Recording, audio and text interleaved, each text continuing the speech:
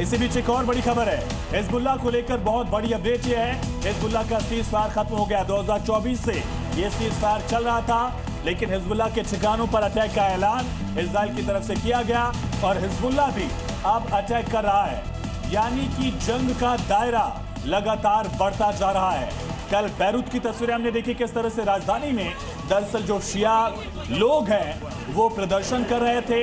कल हमने देखा हिजबुल्लाह का वो ऐलान जहां उसने कहा कि अब दुश्मन की तरह यूएस और इजराइल पर हम अटैक करेंगे। अब हम देख रहे हैं युद्ध का दायरा बढ़ता हुआ। कुवैत से बड़ी खबर है, कुवैत में यूएस एम्बेसी को लेकर निर्देश जारी किए गए हैं। यूएस एम्बेसी से बाहर निकलने से सीधे मना है। बिल्डिंग में ही रहिए, एम्बेसी बिल्डिंग में ही तमाम उच्चायुक्तों को रहने के निर्देश दिए गए हैं। संजय सर, जंग का दायरा बहुत तेजी से बढ़ता हुआ।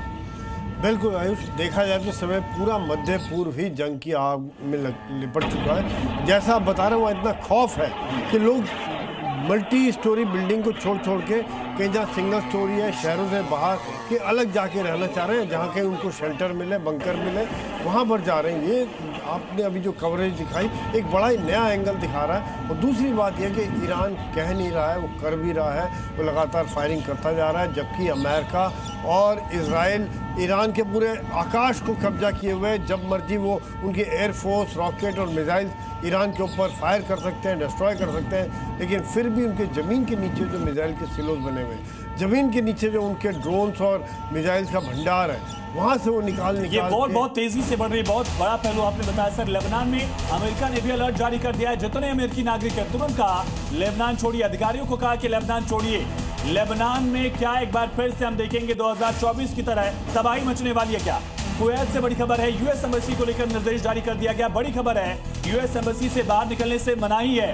सर, ये क्या हो रहा है? लेबनान में भी स्ट्राइक्स की तस्वीरें हमने देखी, अमेरिका का अलर्ट, इजराइल ने कहा 50 गांव खाली करिए, इजराइल स्ट्राइक भी कर रहा है। क्या एक और जंग जो है, तबाही वाली तस्वीर जो है लेबनान में भी दिखने वाली? संजय सर, देखिए बिल्कुल, देखिए 3 प्रॉक्सी थे ईरान के, हमास, हिजबुल्लाह, हुथी।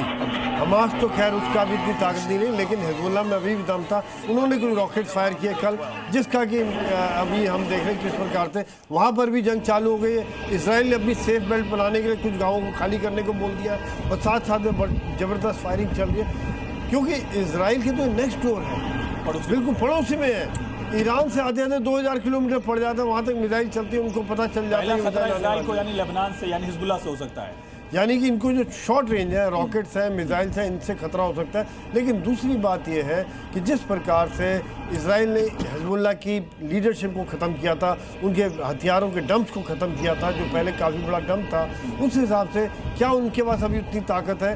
क्योंकि सीरिया के जाने के बाद जब से वो तख्ता पलट हुआ है, इनकी सप्लाई चेन में भी फर्क पड़ गया था। यही कारण है कि पिछले इसी में एक बहुत बड़ा सवाल उठ रहा है कि अब इस महायुद्ध में आगे क्या होगा? क्या सिचुएशन बहुत तेजी से एस्केलेट हो रही है? क्या इस महायुद्ध को हम आगे बढ़ते हुए देख रहे हैं? लेकिन डोनाल्ड ट्रंप ने कहा कि जरूरत के मुताबिक हमला करेंगे, अगर ईरान ने कोई दुस्साहस किया तो पूरा जवाब देंगे।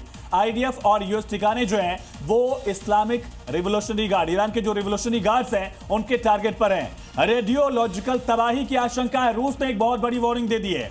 तेल सप्लाई पर खतरा है, क्योंकि जो हॉर्मुज स्ट्रेट है वो अगर बंद हुआ तो आधी दुनिया के लिए तेल संकट हो जाएगा। भारत के लिए भी जो 50% तेल है वो स्ट्रेट ऑफ हॉर्मुज से होकर आता है। न सिर्फ भारत के लिए बल्कि पूरा जो गल्फ है वहां पर एक इकोनॉमिकल इंबैलेंस हम देखने वाले हैं। महायुद्ध और दूसरी तरफ महातबाही के साथ ही साथ जो अर्थव्यवस्था का मोर्चा है